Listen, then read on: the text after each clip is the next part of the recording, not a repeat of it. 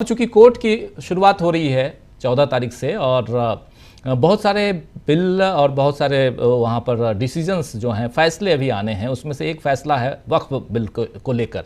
और अभी पिछले सप्ताह पटना में एक ज़बरदस्त प्रदर्शन हुआ है, आपने भी देखा होगा, जिसमें 4 राज्यों के वहाँ पे मुस्लिम नेता पहुँचे थे, उनके समर्थक पहुंचे थे पटना के गांधी मैदान में, और वक्फ को लेकर ही एक मामला ऐसा जो आने वाले समय में चुनाव को प्रभावित कर सकता है, खासकर बिहार, बंगाल, असम के चुनाव को तो प्रभावित कर ही सकता है।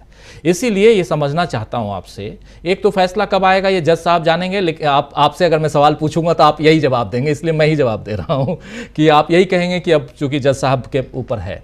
लेकिन सवाल ये है कि ये मामला कितना प्रभावित कर सकता है बिहार को, बिहार के आने वाले बिहार के चुनाव को। और एक बात, दूसरी बात, क्या हम ये उम्मीद करें कि जल्दी से जल्दी इस पर फैसला आएगा? क्योंकि थोड़ी सी लिबर्टी लेते हुए सवाल पूछ रहा हूँ। दोनों तीनों मुद्दों पे मेरे उत्तर बड़े स्पष्ट हैं। पहली बात तो सभी इसको मानते हैं कि निकट भविष्य में निर्णय आएगा। नंबर 2, कोई तिथि सुनिश्चित करना तो व्यर्थ है, क्योंकि न आपका अधिकार क्षेत्र न मेरा है जी। लेकिन सभी लोग जो जानते हैं गवाही साहब की बेंच को या गवाही साहब को, जानते हैं कि लंबा किसी भी निर्णय, इसी की बात नहीं है, किसी भी निर्णय को लंबित नहीं रखते हैं। हाँ, अभी कुछ छुट्टियों के अवकाश के दिन थे, वो भी आप पढ़ रहे हैं, बहुत व्यस्त थे, इधर उधर जा रहे थे। तो मैं समझता हूँ कि बहुत ही जल्दी होना चाहिए। ये कुछ हफ्तों की इधर उधर की कोई खास मायने नहीं रहता इसमें। 2 हफ्ते बाद हो, 4 हफ्ते बाद हो, नहीं हो, लेकिन जल्द आएगा ये। नंबर 2, ये एक विचित्र केस है, एक समुदाय का एक कानून के विषय में है। ये सबको अफेक्ट नहीं करता है डायरेक्टली, कम से कम। वैसे तो इनडायरेक्टली पूरे भारत को करता है, लेकिन स्ट्रेट जो मुद्दे हैं वो एक समुदाय के विषय में है, मुसलमान समुदाय। तो मेरे को इसमें कोई, मैं देखिए कानूनी उत्तर नहीं दे रहा हूँ, मैंने पूरी बहस की इसमें, मैंने आपके साथ प्रोग्राम किया, मैंने कानूनी सबूत दे दिया, तो मैं कानूनी बात को अलग रख रहा हूँ, न निर्णय के ऊपर कोई प्रभाव की बात कर रहा हूँ। तो निर्णय जो आएगा सो आएगा। हम बात कर रहे हैं आपके राजनीतिक प्रश्न की। इसमें तो कोई दो राय कॉमन सेंस बताती है आपको कि जिस समुदाय को ये अफेक्ट करता है उसमें इसके समर्थन वाले लोग कितने होंगे इस कानून के। ये तो कॉमन सेंस आप बोल सकते हैं 0.1% भी नहीं होंगे, 0.05 भी नहीं होंगे जरूर। देयर आर ऑलवेज पीपल जो होते हैं, लेकिन 1% अगर हो तो मैं आश्चर्य होगा। नंबर 3, अब ये अलग बात है कि इस सरकार ने पहली बार भारत में करीब करीब ये घोषणा कर दी है, परोक्ष रूप से तो कर ही दी है, सीधे रूप से भी कई बार कर देते हैं उनके लोग, कि हमको जहाँ तक एपीसी समुदायों का सवाल है, हमको कोई खास फर्क नहीं पड़ता है, हम उसके बारे में बॉदर्ड ही नहीं है। देखिए, मैं सीधी बात करता हूँ, ये सीधी बात ही है।